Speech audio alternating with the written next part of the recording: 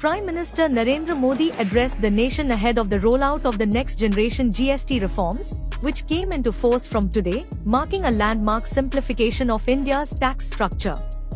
The reforms are being touted as a GST savings festival, timed with the beginning of Navratri, aimed at relieving the tax burden on ordinary citizens, boosting domestic demand, and driving the Atmanirbhar Bharat, self-reliant India, agenda. Under GST 2.0, the government has drastically pared down the number of tax slabs.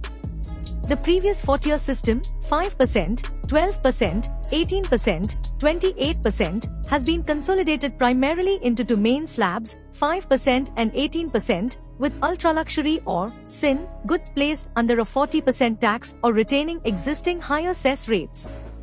Many daily essentials have become tax-free or moved into the lower 5% bracket.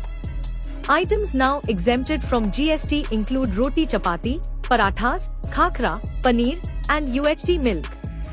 Several medicines, medical devices, and diagnostic equipment have also become either exempt or taxed at just 5%.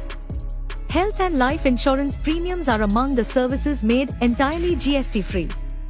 The reforms are expected to yield substantial savings for households.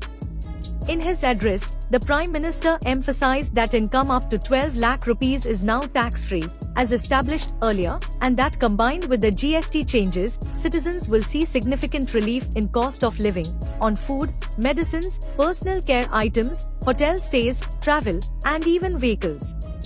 Automobiles have also benefited. Small cars and two-wheelers have seen tax rates cut, making them more affordable. Home builders and sectors such as electronics, appliances, and construction materials, for example cement, are among other major sectors expected to gain. Government sources estimate the overall impact as a double bonanza to citizens, lower tax outlays via both GST cuts and prior tax exemption increases. The Finance Ministry anticipates a stimulus of approximately 2 lakh rupees crore through increased consumer demand.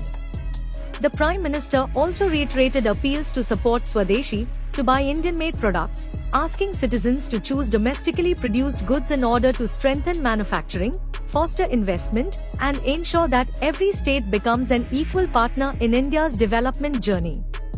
Micro, small and medium enterprises, cottage and small industries have been encouraged to seize this opportunity to scale up and contribute to global competitiveness.